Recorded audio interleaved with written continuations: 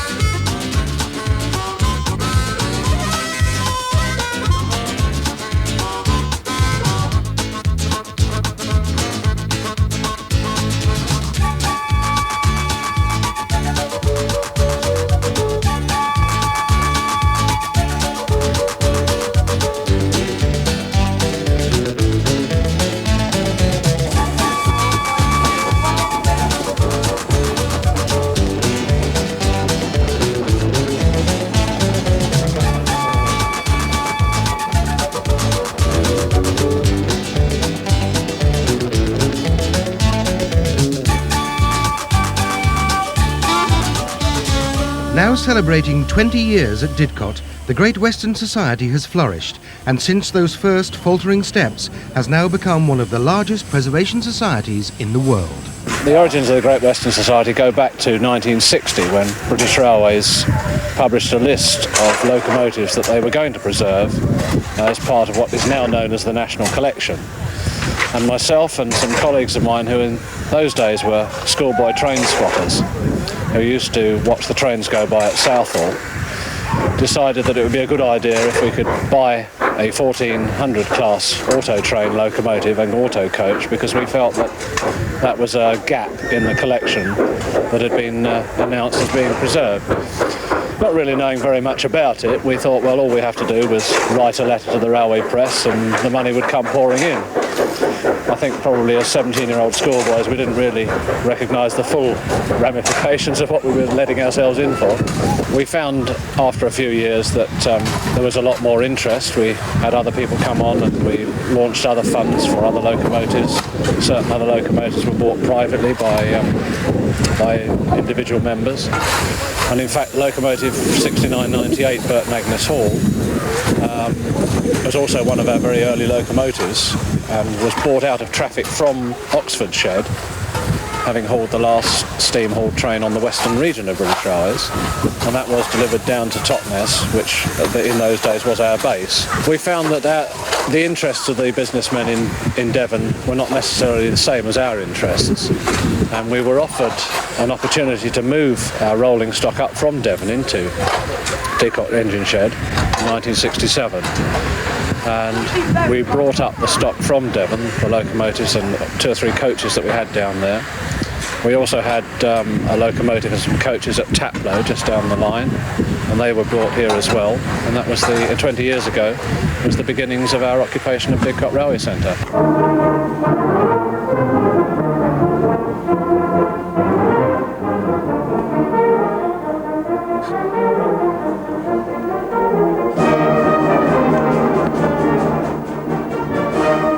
In the last week of March 1987, visitors flocked to Didcot, the headquarters and showground of the Great Western Society, a mecca for the Society's 5,000 members worldwide.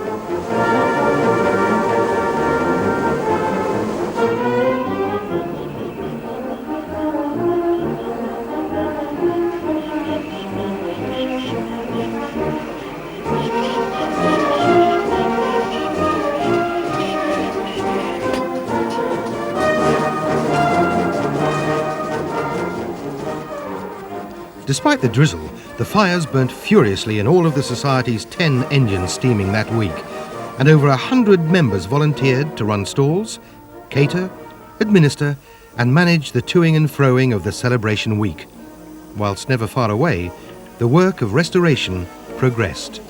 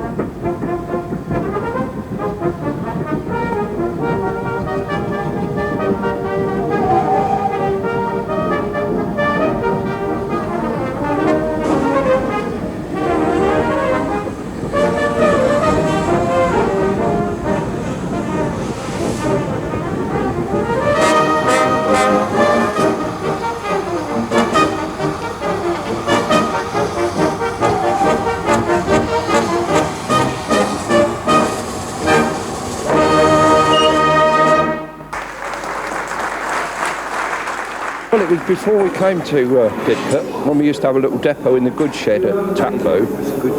It's the old goods shed there, look. And we were in process of moving all the stock and everything, what we had at the time, down to Didcot. 2 coaches, wasn't it? Not much. We were shoveling on coal for the special to run down the line to Didcot. So. And this is the 61 loco. And there's the stock we had then, consisting of about 2 coaches, plus a van we hired from BR to put all their sundry bits and pieces in. And that was about it. It was built in 1931, I think. Society bought it in 1965 from British Railways, and it's been here. First it went to Taplow, and then in 1967 it came to Didcot. It was the first Society engine at Didcot, and it's been here since then. It was in service until about 1975, and we've been rebuilding it since then. The livery this is carrying at the moment is the livery it would have had between 1944 and 49, and that's the nearest we can get to it in Great Western liveries, because they added various bits and pieces as the engine got older. It's all hand painted, marked out in chalk first and then painted on in enamel. The only transfers we use are the Great Western coats of arms, but all the lettering and numbering is all done by hand. Well, my trade is a draftsman during the week, so at weekends I'm the maintenance foreman here, and when they need an engine lettering, there's a couple of us that do it as and when. But obviously it's not needed that often because we only finish an engine probably once every 2 years.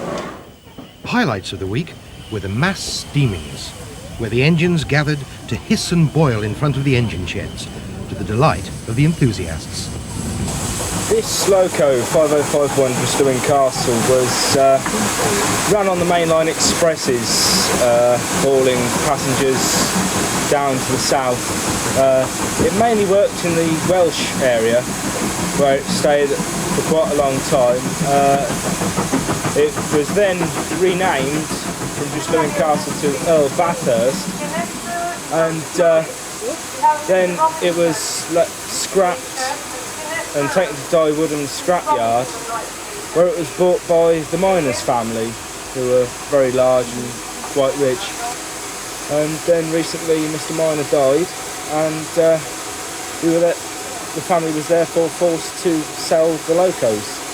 And the society launched a campaign, Castle Aid, and we're raising the money to bring the loco, make sure it stays here. It has been recorded unofficially that they reached about 100 mile an hour, but they could maintain speeds of up to 80 mile an hour without any trouble at all, apart from the sort of fireman collapsing every now and then in between throwing coal into the fire.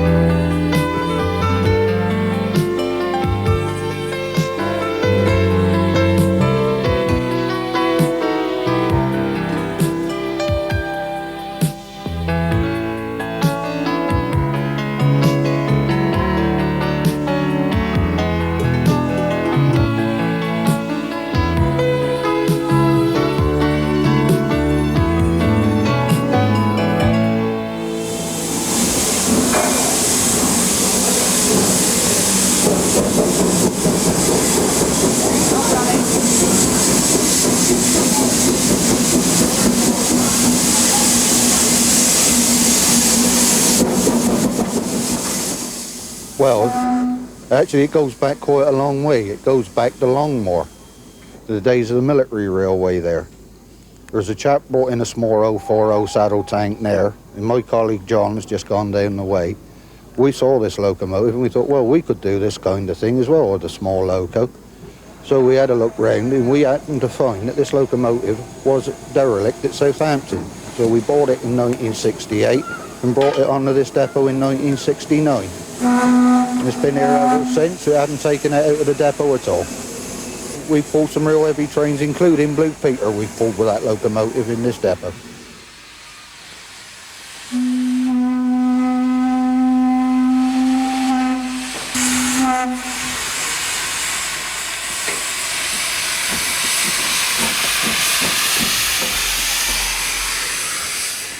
The shunting yard, which is now a mass of steam traffic, was abandoned by British Rail in the late 1960s. The Society have renovated and relaid much of the track and sidings in use today. Two of the lines are long enough to offer short trips, a chance for the visitor to experience the elegance and style of the Great Western Railway.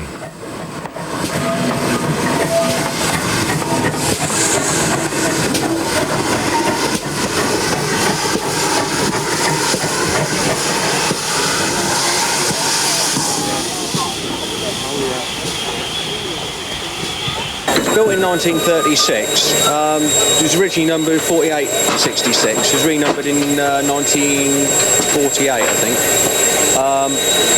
The engine was mainly shedded down in the Newton Abbot area. Normally worked on either the Brixton branch or was the spare for the Ashburton branch. But it was first engine bought by the Society back in 1964. Since then it's had two overhauls, the last one about 5 years ago. the last rebuild, it had all the rear end of the frames rebuilt totally, where the trailing wheels are, and the whole engine was stripped right down, had a full boiler repair, mechanical overhaul. It's got about another 3 or 4 years to do before it's due for the next overhaul. Normally has casual repairs over most winters.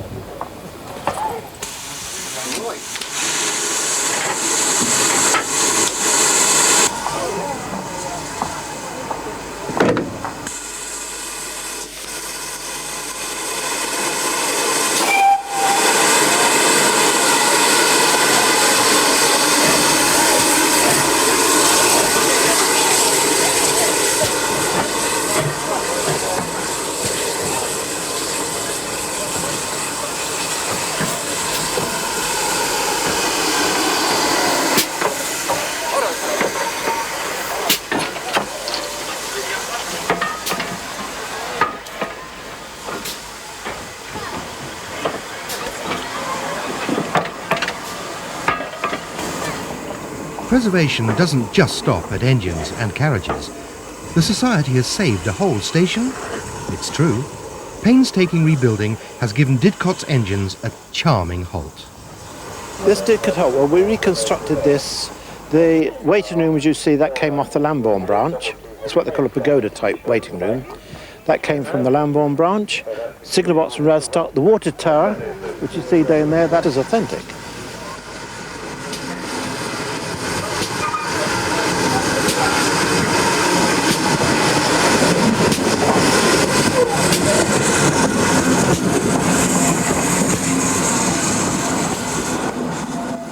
And the whole thing was reconstructed to be a branch halt in the 1930s, 20s, 30s. We took a prize for it because it's as authentic as really as things were, and it lets people see what a branch halt looked like in the 30s. Something you don't see today, of course. They've all gone, unfortunately. We're quite proud of it, very proud of it.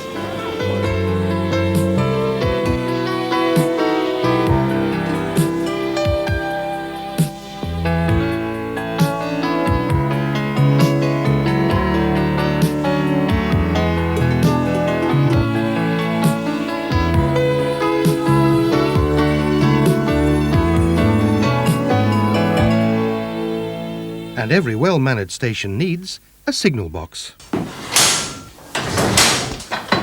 And every signal box, a level crossing. Mind the gates, please. Both can be found at Didcot, renovated to their former working glory, run and maintained by a specialist signalling group of the Society. It's difficult to believe, but this is how the Radstock box looked on its arrival at Didcot. This box, from Frome in Somerset, will soon be fully operational and then interlocked into the system.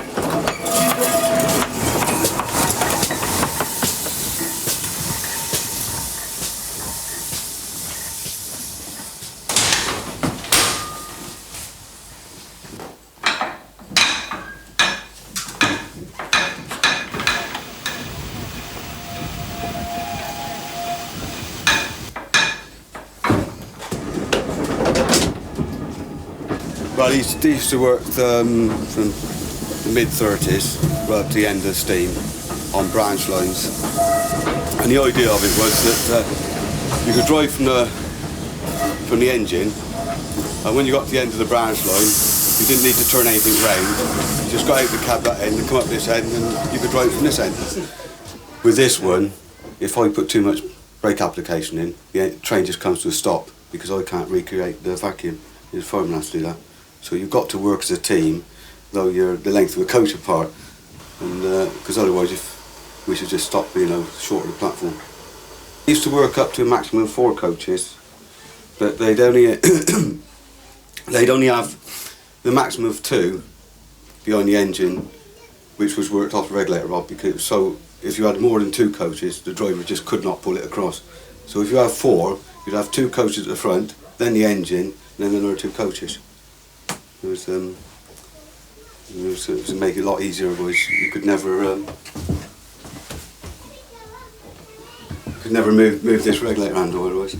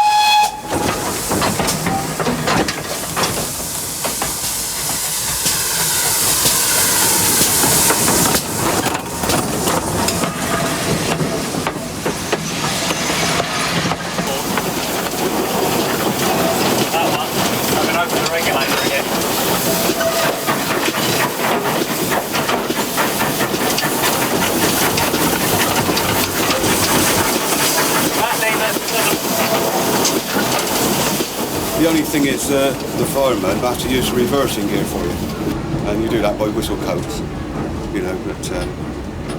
but it's quite simple. This is a whistle chain. You've just got to do that, isn't it? So I just take it back the other way now.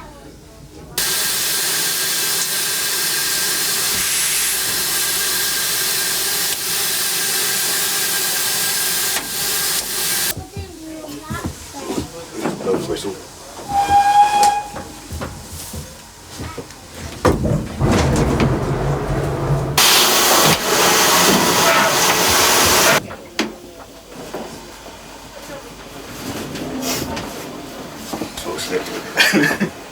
The Society is now in the process of renovating a second auto coach, thus giving them the unique honour of operating 2 of these eccentric but eminently practical pieces of railway history. All he's got control of is applying the brake and opening the regulator. So he can put the brake on, but he can't take it off. So I've got to do that from there. It's roughly knowing where you watch the needles, the vacuum gauges in the cab, and see where he's making his brake application. You know where he's going to take it off. So you take it off for him.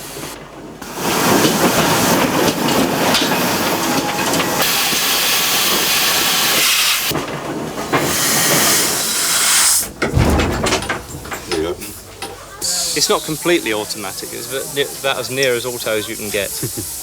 Yeah. Certainly as far as the Great Western was concerned. I started off as a fireman at Fairford, and a cleaner of it, really. I went to fireman and stayed there until 1962 when the line closed. Then sort of, the end of steam was near enough that, and that was, I thought there's never, have a chance of getting on a steam engine again. And one day somebody just said, oh, you want to go down Didcot?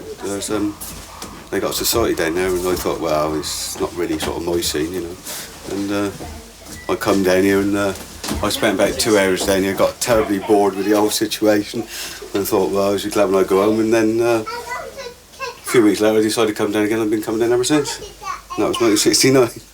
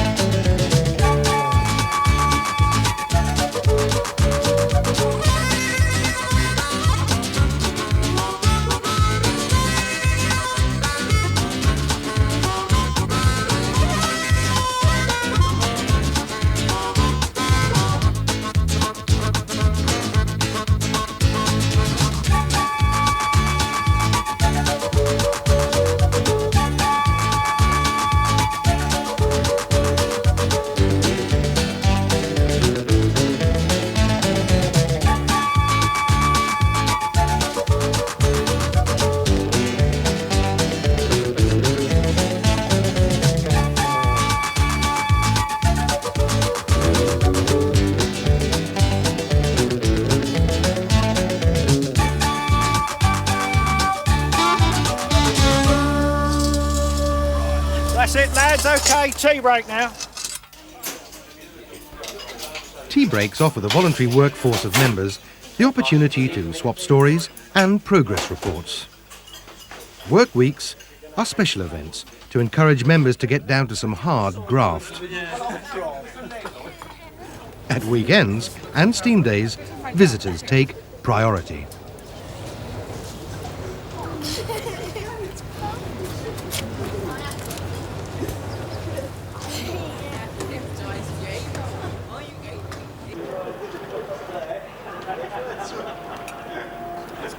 Part of the Society's rolling stock collection are these super saloons.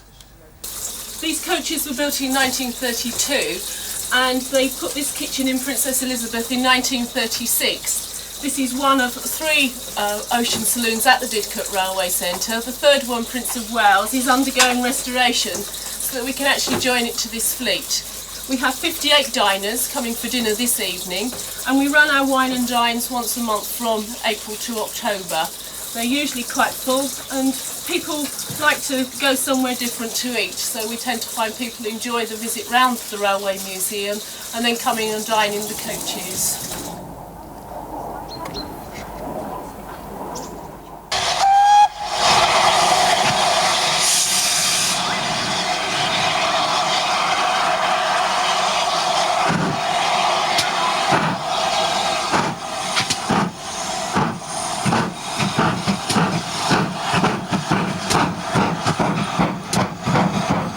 Although at every turn an engine can be seen puffing away on its business, part of the Society's preservation philosophy is to recreate the total environment of the great days of steam. Flora and fauna are actively encouraged in Didcot's nature conservation area, where over 200 species of wild flowers bloom. But another greater blossoming is recorded here at the Great Western Society's Museum, the blossoming of God's wonderful railway.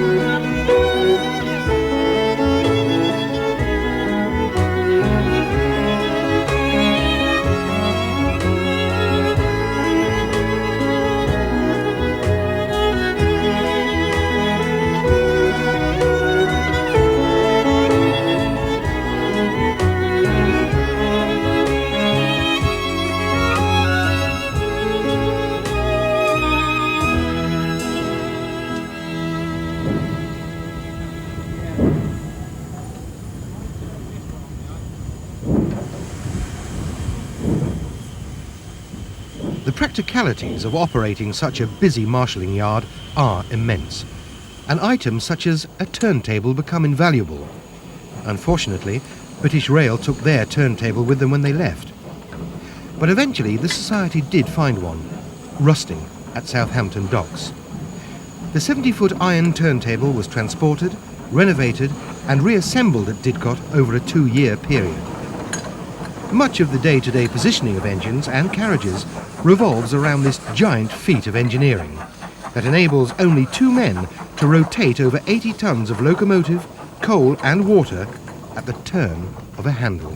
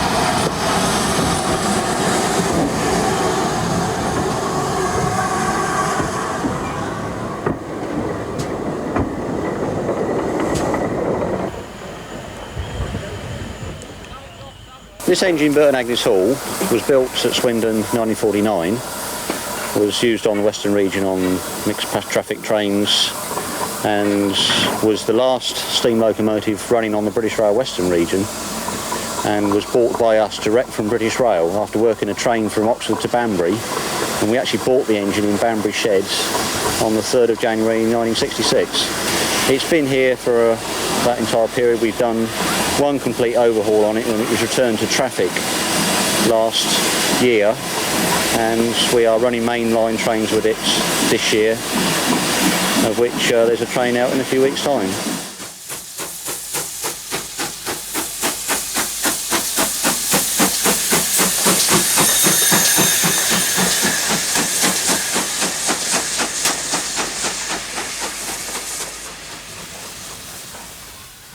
It was a sunnier day when a well-known and much-loved visitor to the celebrations was the LMS Princess Elizabeth.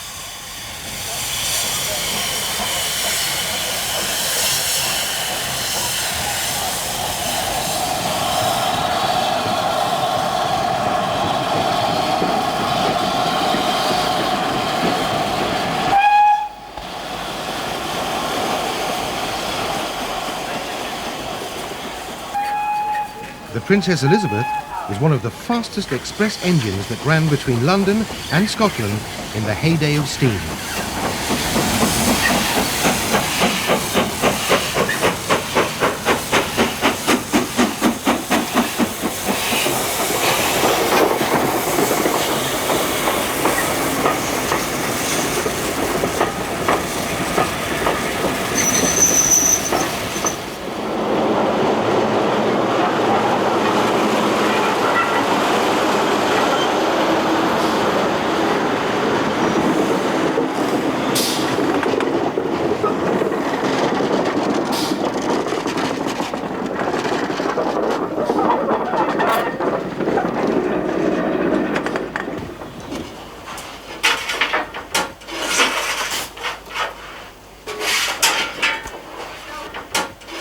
Another welcome visitor from the Bulmers Railway Centre in Hereford was the King George V. The King George put on a really royal show. But all too soon, preparations were made for the engine's return.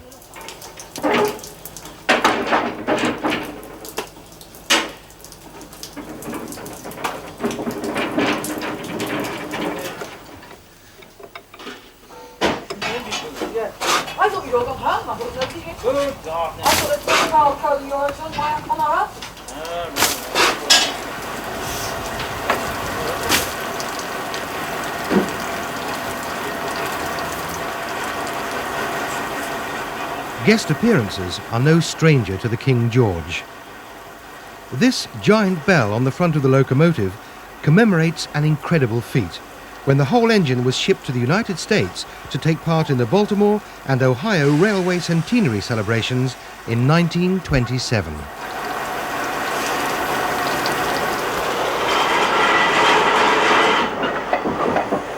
But back to today, and the King George setting off for a major refit on what is likely to be its last run out on the main line ever.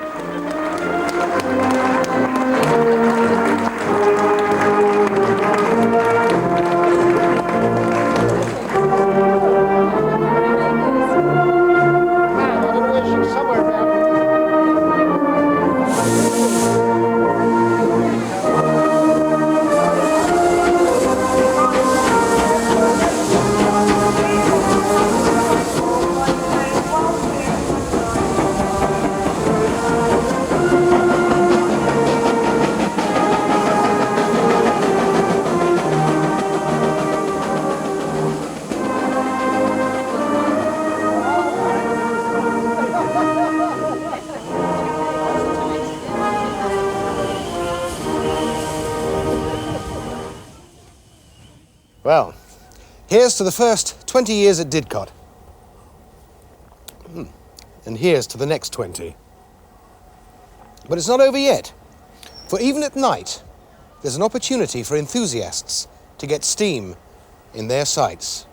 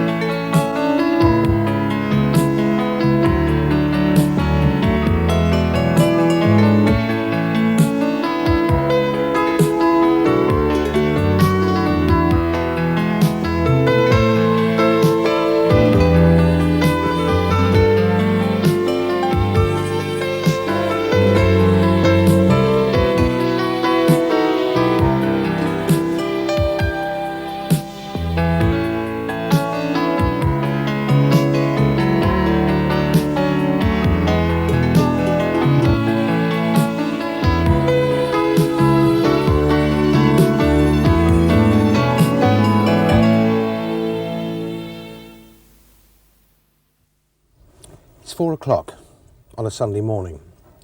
Now normally the only sort of people that will be awake at this time of day are vicars putting the finishing touches to their sermons, or that strange brand of insomniac called the lighter upper.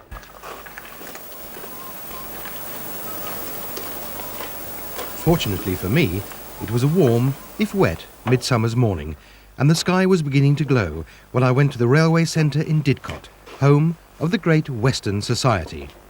There I found Dave Martin preparing to light up the engine 6998 Burton Agnes Hall. And as Dave made the preliminary checks, we heard someone else approaching. Hi Chris. Hi Dave. Check the water. Brakes, engines in mid-gear, cylinder cocks are open. Right then Chris, we're going to put some old oil on this rag, round on top of the wood, just here and there. And when we light the wood, it helps it all to burn very quickly and the fire spreads quickly. Right, we got the matches then? Yep. Okay, light the cloth then. I'll stick this on the shuffle.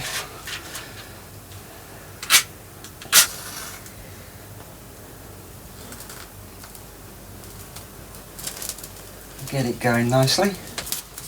And in we go.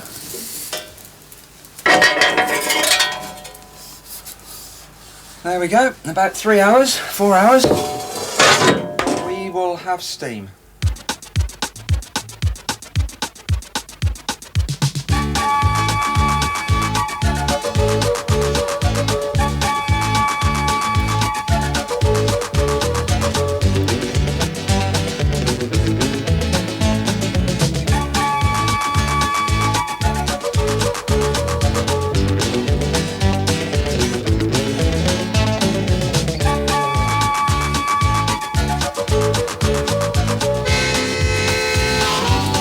Burning well now.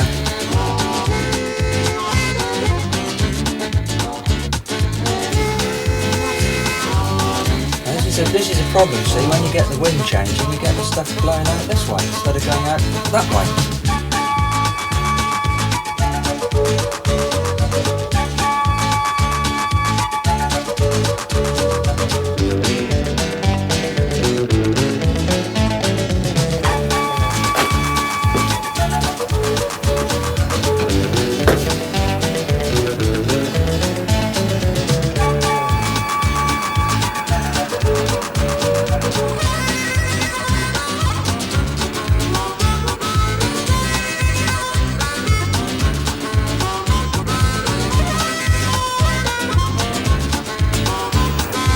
First few knobs.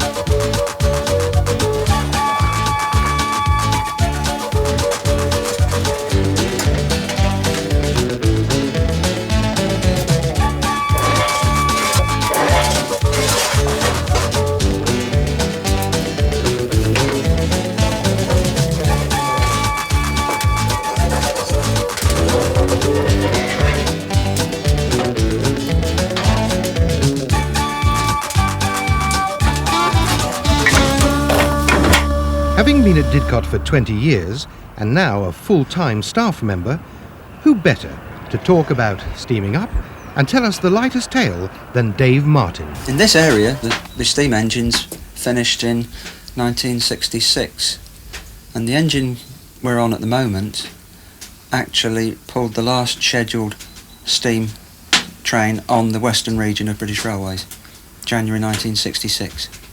The Hall class engines were first designed by Charles Collett for the Great Western Railway as a development of the two-cylinder 460 engines, although they were more for mixed traffic rather than express passenger trains. There were 200 or so built until about the Second World War. Then the locomotive engineer became Mr. Hawksworth, and he made certain developments to the design, and so this engine 6998 Burton Agnes Hall is actually the modified Hall class, and it was built early in 1949. With a bigger engine, we have to allow about 4-5 hours in the case of the very big engines to light up. It can be done quicker, but if you do that, you get a lot of heat in one place, and the other end of the engine will still be cold. And that causes a lot of stresses and strains, and we have to be very careful about that, otherwise you'll get leaks in the boiler. This engine we flipped at 5:30 this morning, and it will be ready for service at 9:30, 10 o'clock.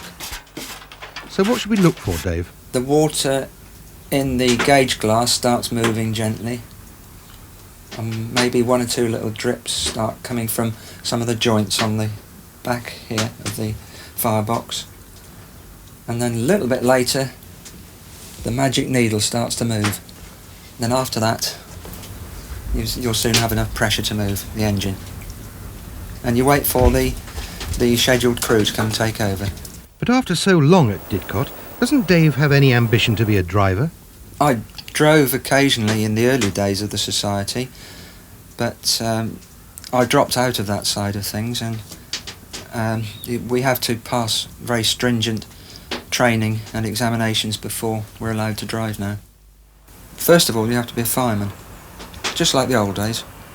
Although in the old days you would be a fireman for perhaps 20, 30 years before you became a driver. But maybe it can be a little bit quicker here.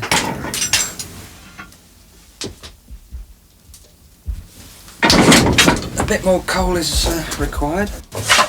You have to keep looking at it and make sure the fire's burning correctly, and it's going to burn in the corners and right down at the front end of the firebox. In this one it's quite a long firebox, so once the fire is caught well at the back, then we push it forward and get the rest of the fire burning. See, normally you would throw the coal in, but it has to be very carefully placed to start with, so it catches properly.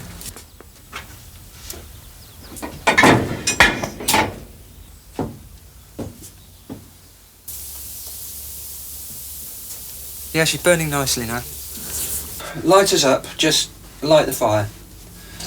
Apart from checking that the engine has got water in the boiler, really that's all we have to do. The rest of the checks are done by the fireman and the driver when they come on duty at 8:30.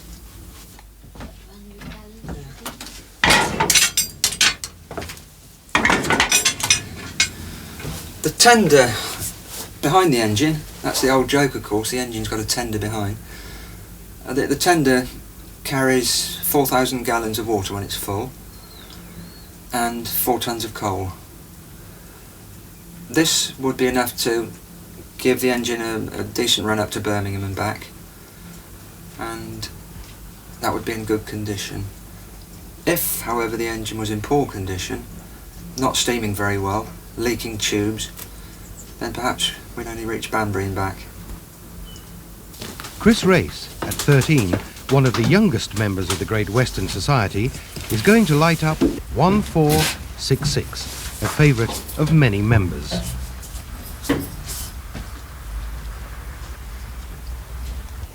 But Dave is always on hand to give out tips and hand on his years of experience to younger enthusiasts like Chris, a new generation enthralled by that golden age of steam. But what is it that drags a young lad like Chris out of his bed so early on a Sunday morning? I'm 13 and I've been coming down for about 3 years now. I like these steam engines because I like the sound of them. They smell nice, and I like watching them being driven, and I hope to be a driver myself. This was the first engine the Great Western Society bought with the auto trailer. What is it? 231. 231, and it was a load of schoolboys that put out the deal for it all. And that. And after we got this one going, we started buying a little more engines and coaches and all different stuff. You have to be a member to light up, work on the engines or anything else. So, the future of steam at Didcot seems secure, but only as long as it still holds an appeal for Chris and his friends. Yeah, this engine, 1466, was built in the 1930s, especially for branch line work, and it ran mostly in Devon, and in fact it ran on what is now the Dart Valley Railway for some time. That wasn't its only location though during its life. There are 75 of them, I think, altogether, spread over the whole of the Great Western system. There were some in this area at Oxford and at Reading. Small tank engine, 2 driving wheels and a trailing wheel behind. The water's carried in the tanks on the side and the coal's carried in the bunker at the back. They were used on the branch line trains, but they could, when occasion demanded, also run at a good speed. And the celebrated place for this was near Gloucester on the Chelford trains, when these engines used to keep up with the express trains on the next door main line. There are 4 still in existence: 1420, 1442, 1450 and this one. Couple of minutes break, cup of tea.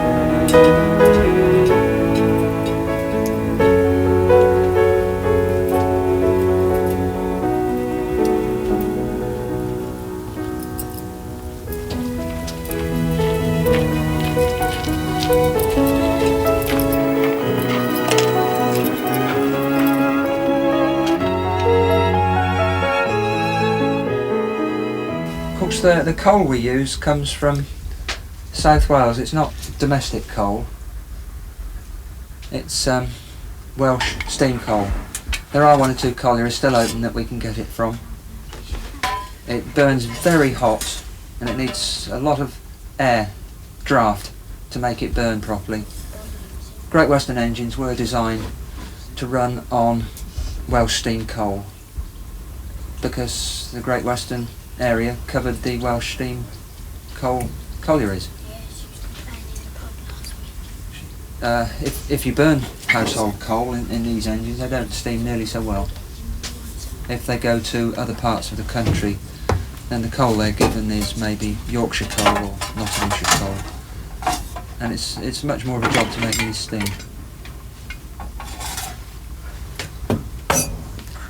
They kept them in steam for 3 or 4 days, and they are just like a kettle. In fact, in German the word for the boiler of an engine, locomotive, is Kessel. And just like kettles, they get furred up, they get lime. And about every 4 days you have to take the washout plugs out and squirt water through the boiler for several hours to wash all the lime and scale out. And that puts it out of action for 6 hours, although it doesn't really get cold. And every few weeks there would have to be a more protracted stoppage for more careful checks and maybe repairs. What's time, Dave? 7:15, mate. Another couple of hours, these will have to be ready. Every day there had to be engines lit, and when an engine came back in from service, most of the fire that was in it would be thrown out, or it had already been used, because engines were not supposed to come back in on shed with a great big firebox full of coal. No point. Otherwise you just sit there burning coal for no purpose. And coal is, and was, very expensive. So the engine would come in with a minimum of fire, and then it would be left like that until its next duty, maybe 6 hours later.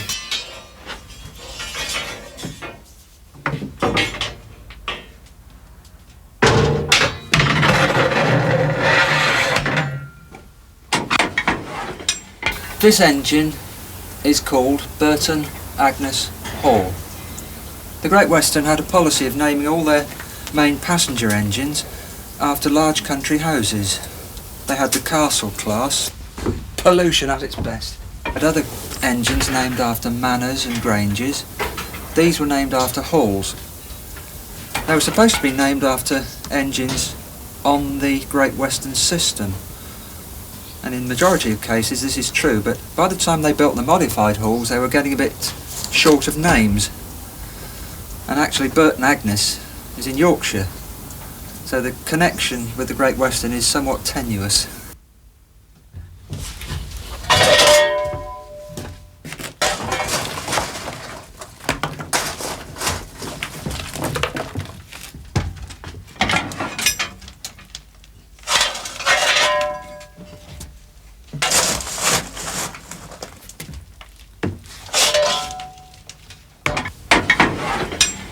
I'm actually sat on the right hand side of the engine, the driver's side, and the controls, the regulator, for opening up the steam to the cylinders.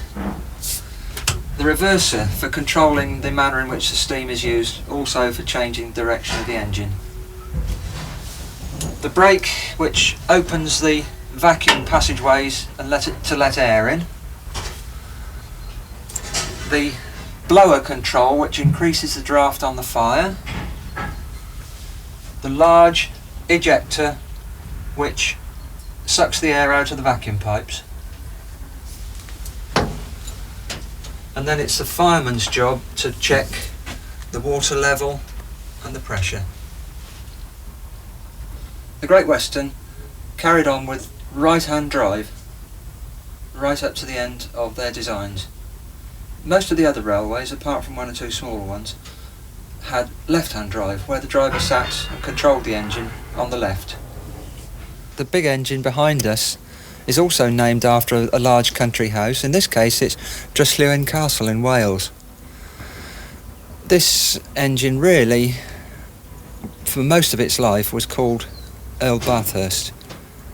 The name Earl Bathurst was originally on a very small, old-fashioned looking engine, and the lords who had these engines named after them were a bit upset about this, and they pressed the Great Western Railway to put their names on rather more modern, exciting engines.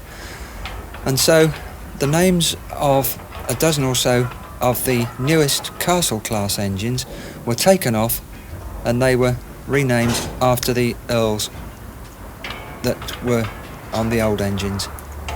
Dryslewin Castle was only carried by this engine for about 6 months, and it was renamed in about 1937.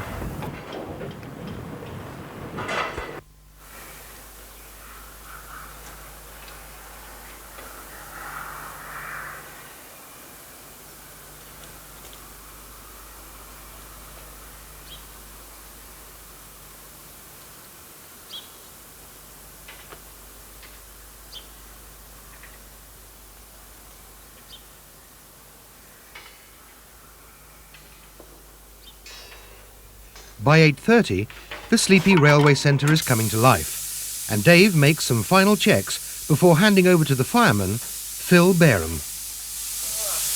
Morning, Dave. Hello, mate. What have we got here then? Oh, very nice. Yes. Something horrible. Yeah, plenty of it, right. The needle's We'll moved. that. Yeah, that's great, yeah. You got blower pressure. You got half a turn on the blower. Great, right.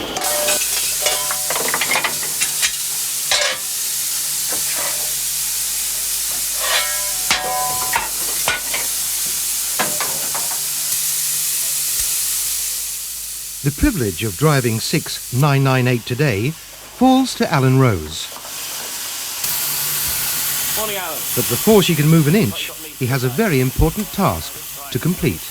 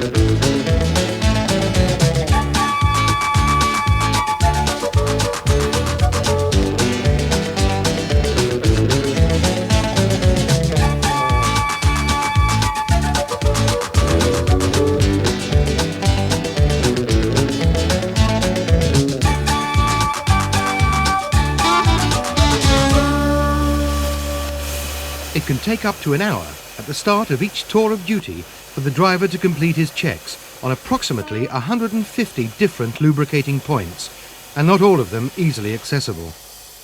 The points are protected by a cork.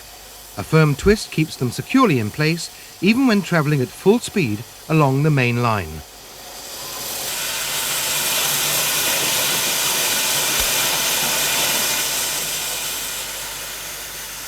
Well, that's the last one, and we're still a good half an hour away from full steam.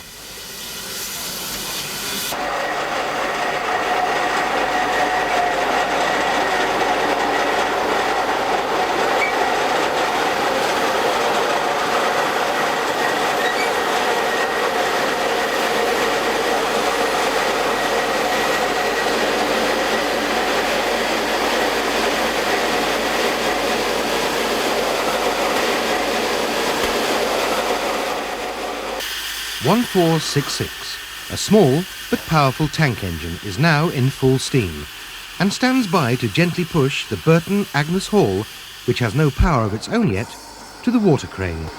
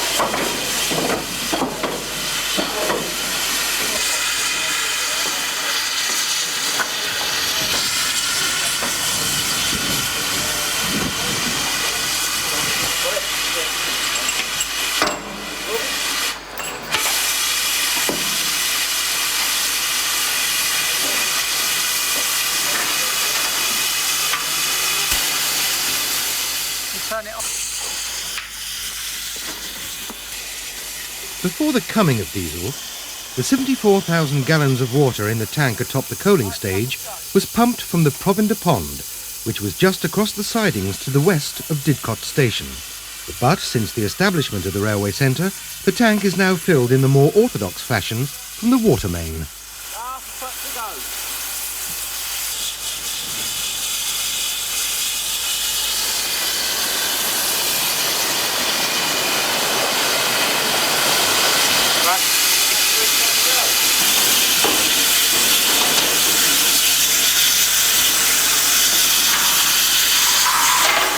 back there. Yeah, just from back a bit.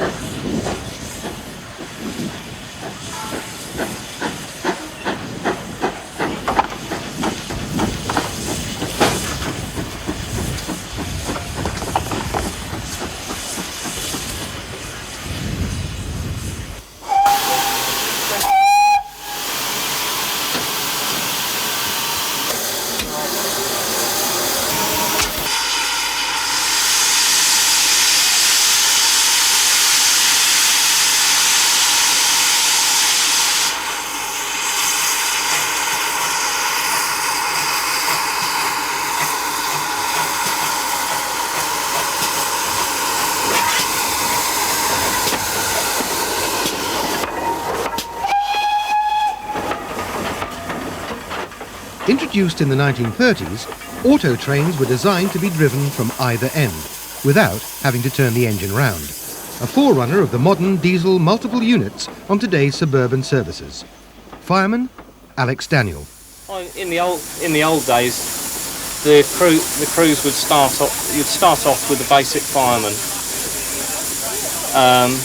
He would do trips up and down the line until he became fully conversant with all the signals, stations and that sort.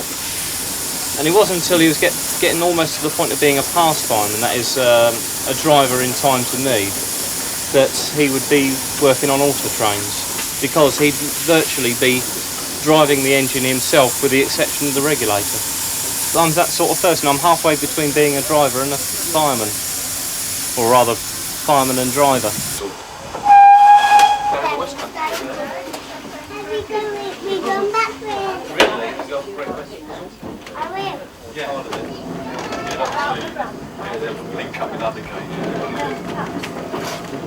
The time is just after 9:30. The auto coach finishes its first run of the day in the hands of driver Peter Granston.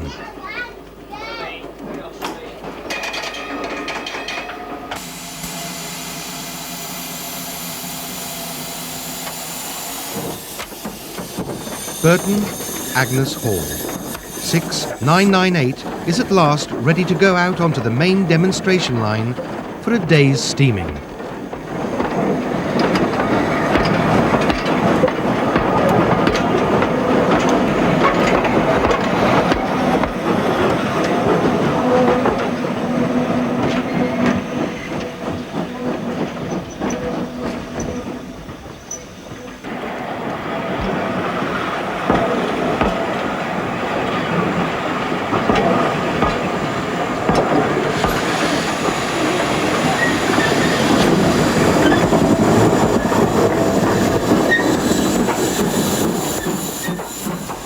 It's now been exactly 5 hours since we first met Dave Martin, lighting up in those cold moments before dawn.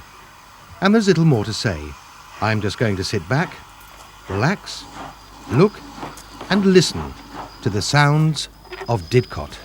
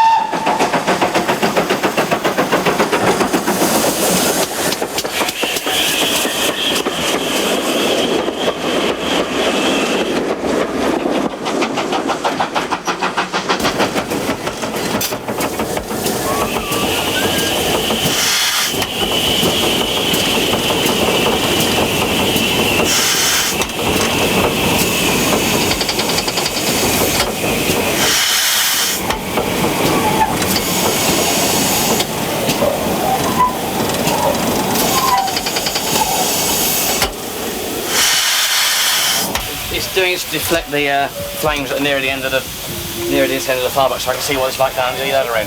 Because I think you get holes down at the front, which allow cold air to come through, and you start losing pressure. So I do that so I can see what I'm doing, what's going on in front of the firebox. Generally, when I'm firing, I'm trying to work from the front back, so the coal that hits the front ignites first, and you can't obviously see down that end, and then work backwards, and then finish up at the back. And that's a lot easier for yourself. And it slopes down towards the front, and a lot of the stuff you put on the back tends to get shaken down the front anyhow. So you tend to put them more on the back and build it up around the back corners a lot in this particular sort of thing anyhow. It seems to work for me. So, £225 per square inch is where red line is on there, and it's also where the safety valve lifts. That's a steam heat pressure gauge. In the older days they used to use steam to heat the carriages through a pipe on the back of the engine. And that indicates the pressure you've got in the system and the pressure required by these numbers here, depending on how many coaches you've got. That thing there is the water level gauge for the boiler. That's probably the most crucial thing. It's actually the water level above the inner firebox, because there's an inner one and an outer one, obviously, where the fire burning underneath and the water, and the outside on the top. And it has to be really inside, preferably in the upper half. If it drops too low, then you run the risk of damaging the firebox. But there's two plugs in the inner firebox that are lead lined, and if the water level drops too low, the lead would melt. It would let water and steam into the fire, which would be a warning to sort of say, look, it's going too low. All these things are bits and pieces on the top here. That one there is the on-off cock for the steam heat that I was talking about a minute ago, and that there is the actual regulator, regulates the pressure for the steam heat. These three here are also to do with the injectors which put water in the boiler. We've got an ordinary live injector, which is that one which takes steam straight out of the boiler and uses it to force the water from the tender into the boiler. And these two here, which work a thing called the exhaust injector, which the idea is it takes exhaust steam that's already been used in the cylinders and uses that to put water in the boiler, being more economical. It works somehow.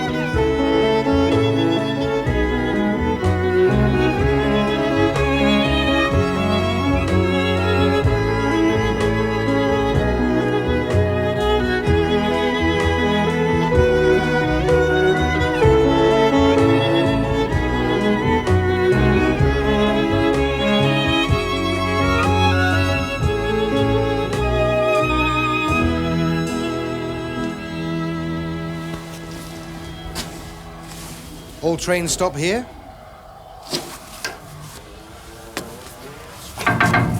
Oh.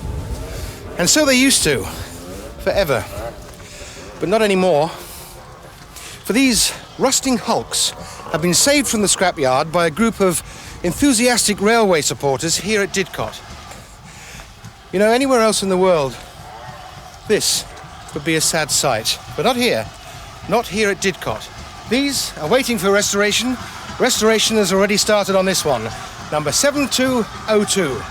But as you can imagine, restoration work of this kind takes a great deal of time and costs a great deal of money. Good luck.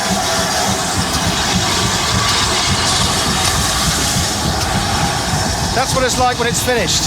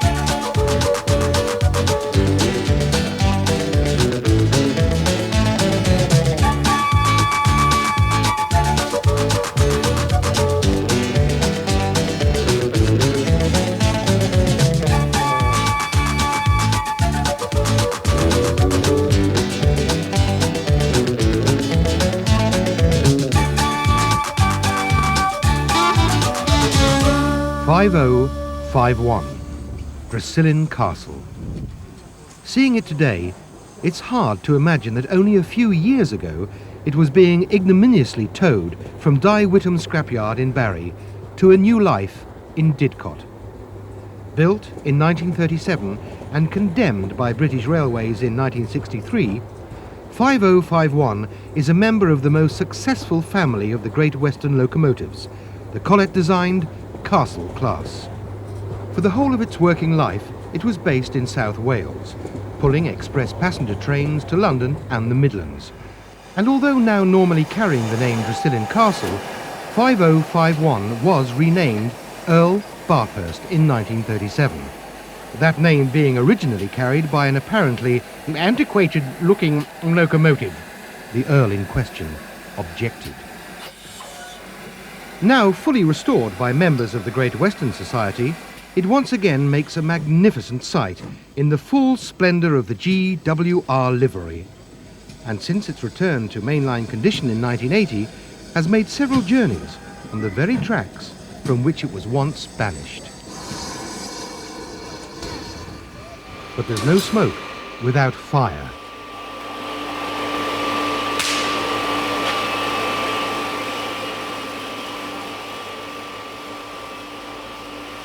It was here, in the lifting shop, that 5051 started that long, slow journey back into service. Now, it's the turn of 5029 Nunney Castle to undergo complete restoration.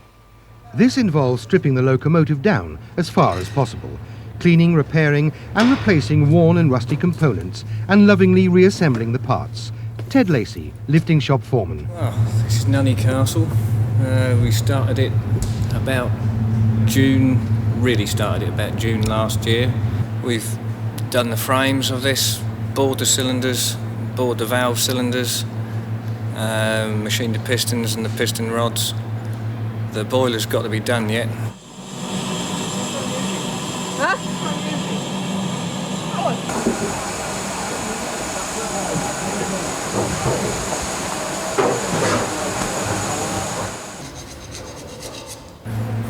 I've done brake valve and blower valve and fountain.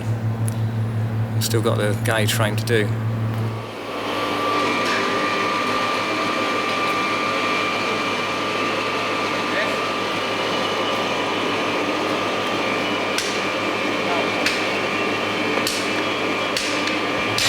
To renovate the boiler, we'll have to have it off because you can't get all the stays down the sides. We'll have all these stays out, all these ones there, they're steel stays, which is just threaded metal bar, neck down in the middle, just to keep the two halves of the boiler apart, the inner firebox and the outer firebox. And you can drill them out from this side, and then we get in there and gas them out from the back, and they come out quite easy like that because you can't gas out, you can't hurt the copper that way. What I'm doing at the moment is to flatten these faces off. They all look like that, where it's been out in the rain and all the rest of it, and it just eats it away. So flatten them all off so they don't leak. Nothing worse than a cab full of steam. As far as is possible, the original parts are restored, but obviously those subjected to wear have to be replaced. As here, Peter Constance fits the original brake blocks using newly turned pins and washers. That's the position of the pin in the brake hanger, and the block itself, which is the wrong way around at the moment, would be sort of hanging in that sort of position against the wheel. That is the position it would be in once the locomotive is running. And this arm will just move forward when you apply the brakes, so that this rubs against the tyre on the wheel. And hopefully it stops the engine.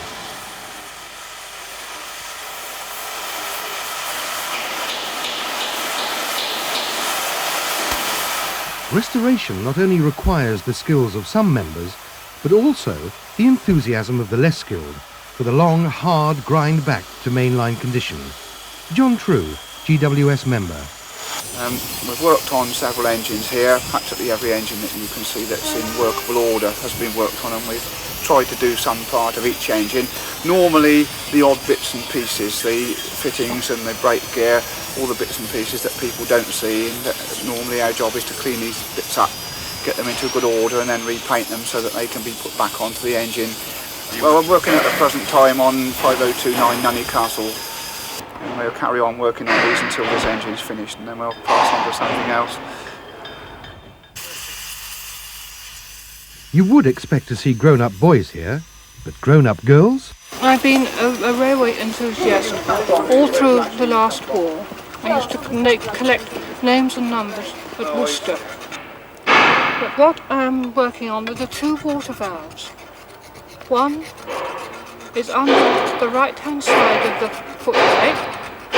That is the live steam injector.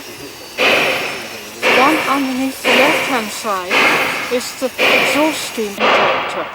What I mean to say is this: you use a bit of exhaust steam when the engine is running, with a little bit of live steam to carry it on, and that's it. Simple, isn't it? And so the work continues, burning, scraping, and grinding off the decades of rust. But when all the parts are put together, will it go? It came from Barry. It wasn't in bad condition considering, but it's weathered over the years. It'll go.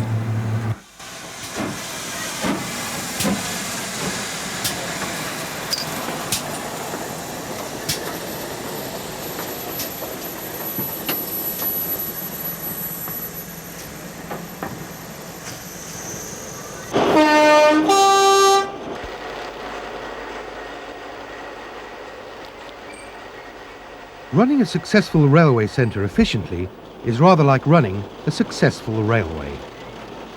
Timetables are planned and adhered to. They have to be, together with rosters and schedules for the workforce. Otherwise, there would be chaos on this crowded site.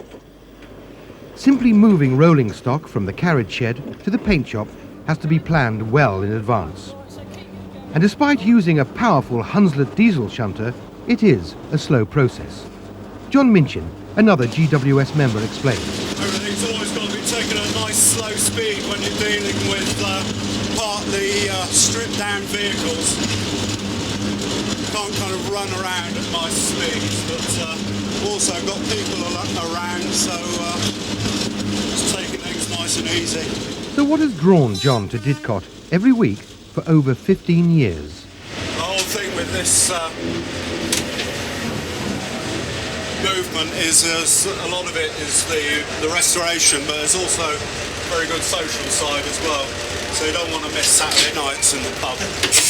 Ah, but I think there's more to it than that. And there was. John told us just how he started with the society and what he does now. Started off as a fireman, and I'm now a diesel driver as well. But my main work and contribution, in fact, has been on fundraising more than the operating, so I've got two totally different hats. The society runs a bookstall which brings in precious revenue to cover day-to-day running costs, as well as helping to fund major purchases. But all over the site there are stalls and shops raising money for particular projects, selling anything from first aid covers to bits of old signalling equipment. The Bristol Group are currently raising money to fund the renovation of Frome's signal box. The Bristol Group are in charge of signalling at Didcot.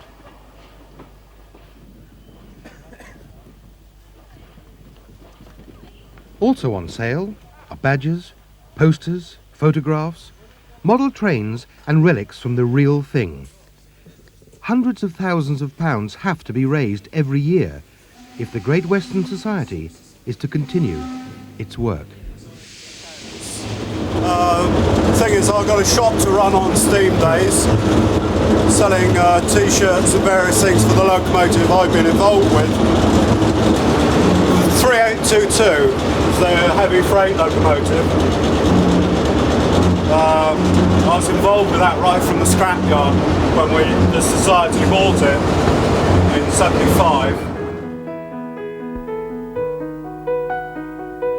This film, made by Bill Seymour, shows in a few seconds the years of work that went into restoring this heavy freight locomotive.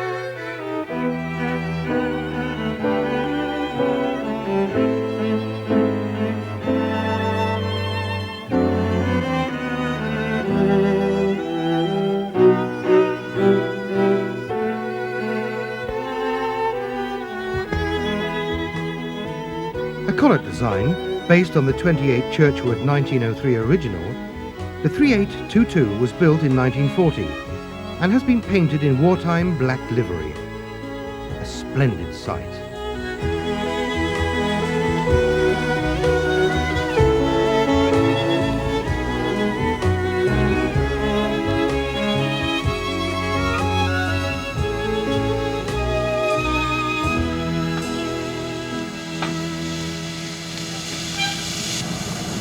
A lot of our group have moved on to the other big freight engine we got here, which is 7202, and hopefully we'll be getting really stuck into that later on this year.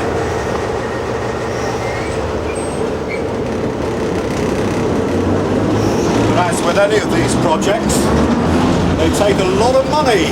7202, completed at Swindon Works in 1934, spent most of its career working coal trains in South Wales. Condemned by BR in 1964 after completing 650,000 miles of service, it was purchased and moved to Didcot by the Great Western Society in 1974. The heavy freight group hoped to have it fully restored in about 5 years. I don't think a lot of people realise, but when you're restoring a coach, the actual costs and time involved are as much, if not more, than a steam locomotive, because to do it properly you need really good seasoned wood, or else it'll just need rebuilding after 2 or 3 years. The carriage and wagon foreman is Phil Waterworth. During the week, I work for British Rail as a carpenter. At weekends, we are currently working on the travelling post office. By the time it has finished, it will have cost something in the region of £12,000 to £15,000. We found when we came down here that no one really was interested in the coaching side. Most of the people, even today, are interested in the locomotives because they are living and breathing, if you like. Without coaches, you haven't got a railway and you haven't got a railway centre.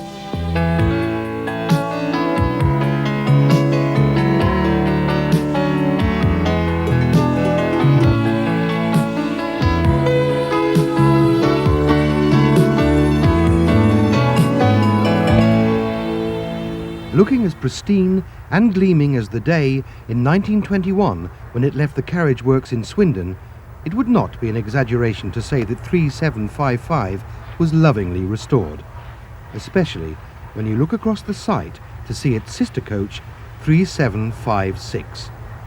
Both coaches arrived at Didcot in the same condition. It must be very rewarding to see the years of hard work, sweat and tears put to good use on steam days.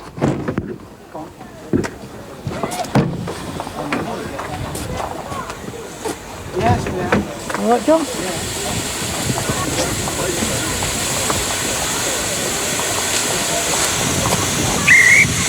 You okay? Right.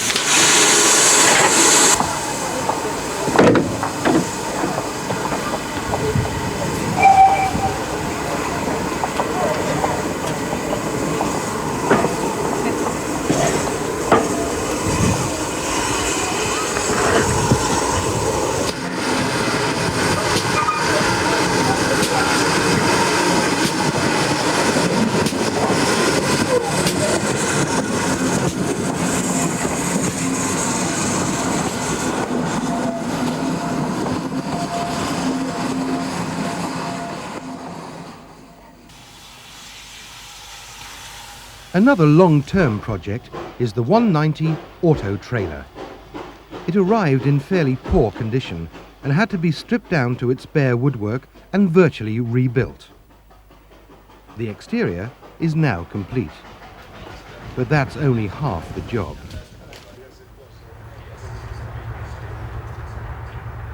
Now the interior has to be accurately recreated. Already £15,000 has been spent on materials, and a similar amount has to be raised to complete the task. Restoration is hampered by the lack of original plans and designs, so work progresses by studying old photographs and relying on long memories. Most of the work is carried out voluntarily by members of the Great Western Society, but professionals are called in for specialised jobs. Like here, the seats are being rebuilt at a cost of over £4,000. Eventually, they will be reupholstered in specially woven, authentic GWS fabric at a cost of £15 a square metre.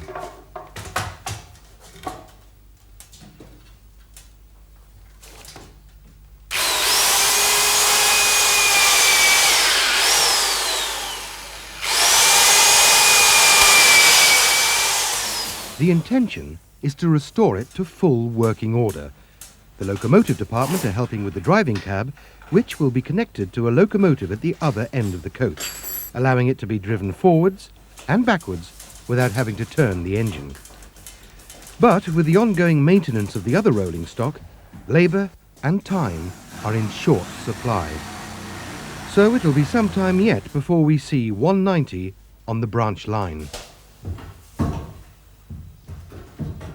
However, the work continues whenever time and money are available.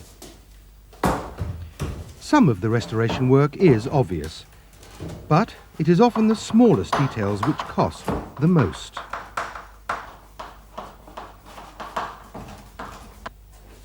These top lights were completely remade and fitted, with the replica springs and latches being specially made. The hanging straps were made by a local saddler. The brackets were cast by a local foundry. And the familiar drop lights recreated at a cost of nearly £100 each. But in the end, it would have been worth all the effort to see it bring pleasure to thousands of people every year, running up and down the branch line into Didcot Halt.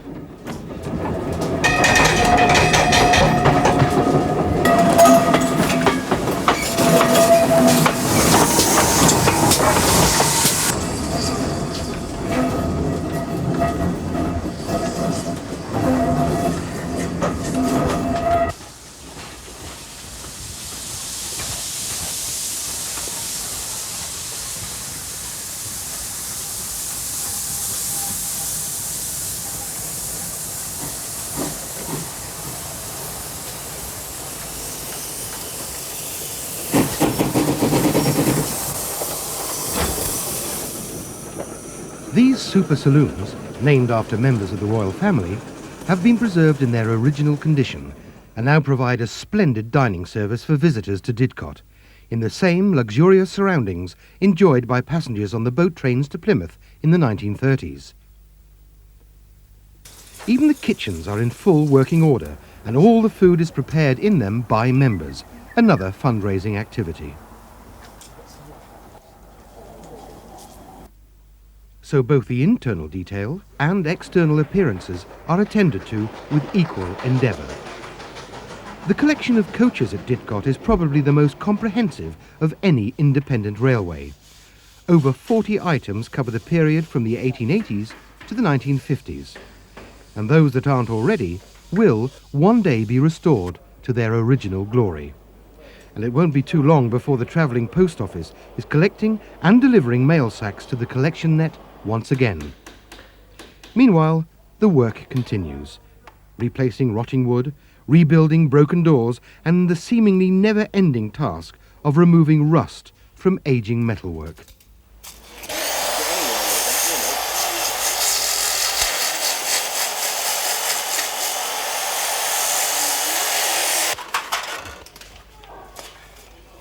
But coaches comprise only half the rolling stock. The Great Western Society also boasts a fine collection of old wagons, thanks to the enthusiasm of a very small team. Using photographs for references, they are renovated and painted, restored and repaired, with as much care and eye for detail as the locomotives and carriages.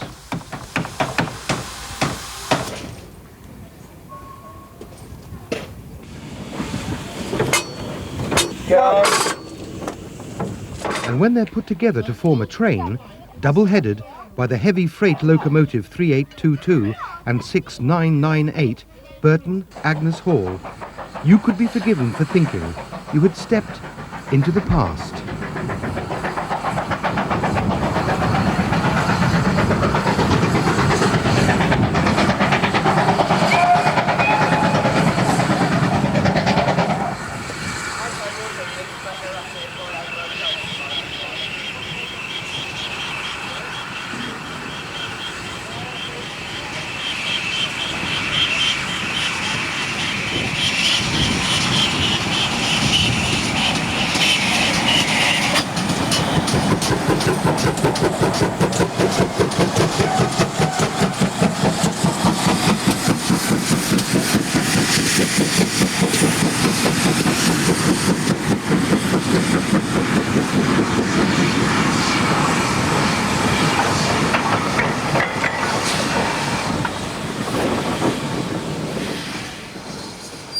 Great Western Society Railway, in fact, had a number of wagons, and they gave them various code names. The particular wagon on the end with a veranda for the guard to act on freight trains is known as a toad in that coding system. And we've got a train here of about 10 wagons along with it, being shunted by 2 locomotives.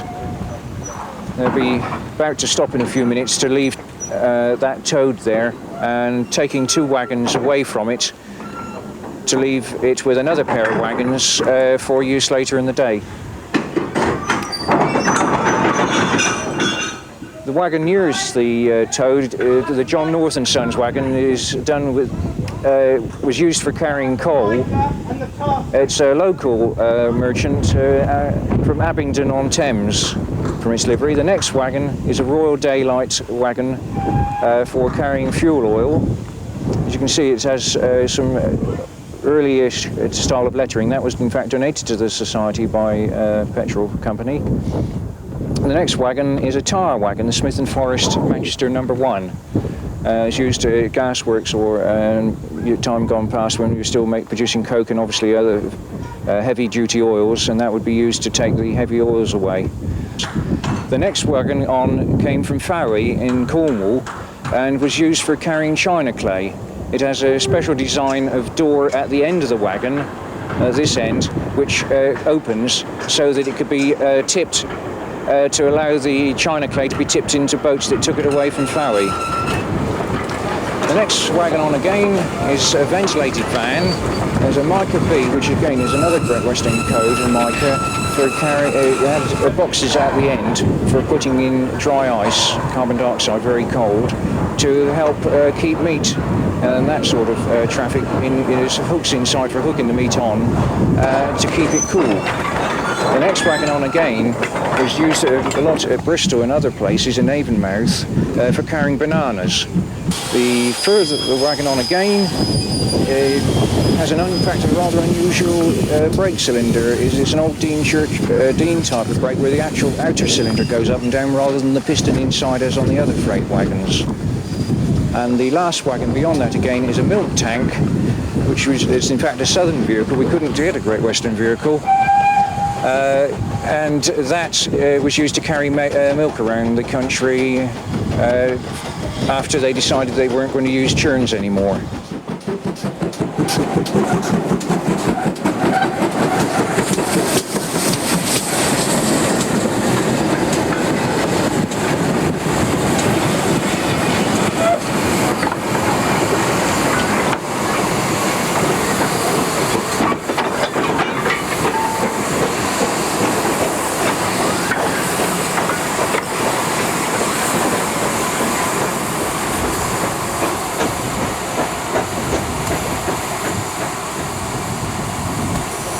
Okay, stop there, Gordon.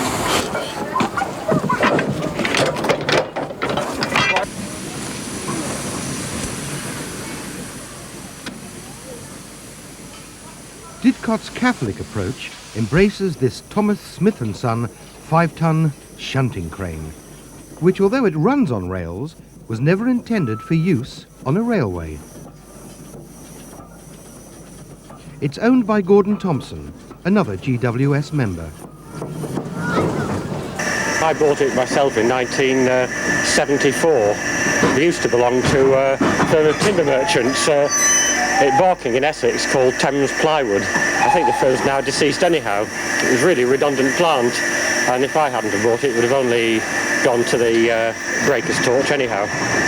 But I'd always been interested in steam cranes, in fact this particular make, ever since being a child, because I'm sure that you could tell from my accent that my hometown's Preston in Lancashire, and there used to be a local foundry there, again long since deceased, and they had one of these, and I used to watch it for many hours, either during the school holidays or on my way or to and from school. I used to find them, even though it's a rather humble piece of equipment, I used to find them rather fascinating, and still do to this day, and it had always been my ambition to own one. So I used to work with a man who has a large showman's traction engine, and it was merely through the course of conversation that I learnt about this one's existence down at Barking.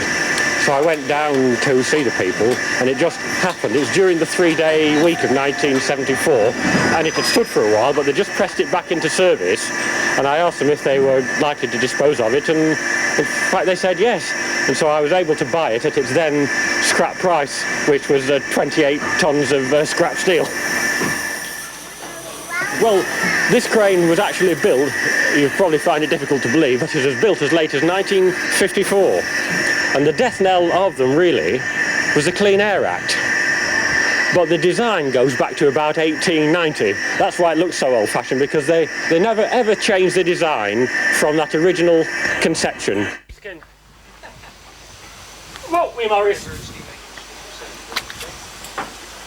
Okay. Yeah, take it up slowly.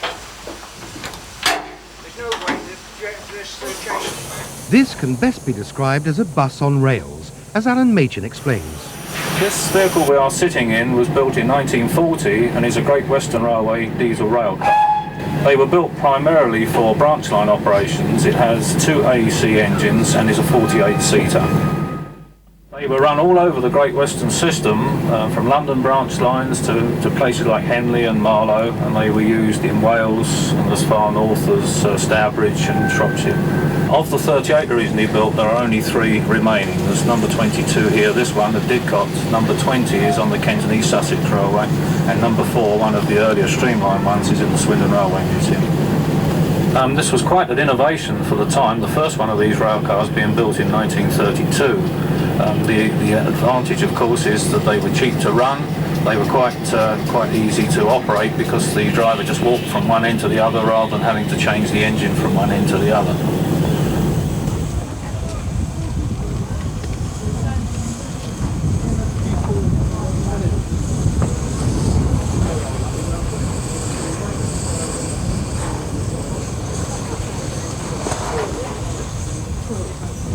The best way to sum up all that we have seen is to take a short trip along the main demonstration line, starting as we leave Eynsham platform, past Didcot Parkway mainline station in the background.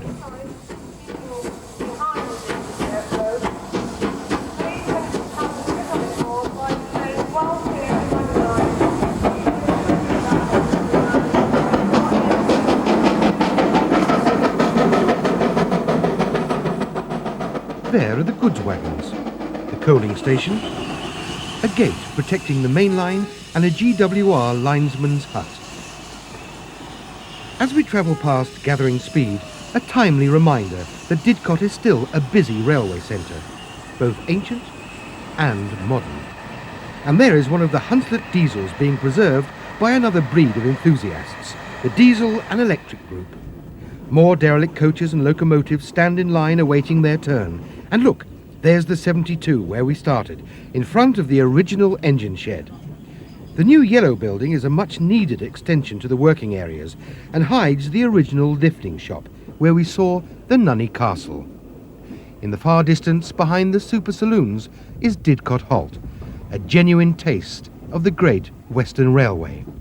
The traverser is sandwiched between the turntable and the carriage shed, all under the constant gaze of Didcot Power Station. For here, at Didcot, a dream has come true, preserving the style and elegance of the Great Western Railway, the dream of 4 schoolboys.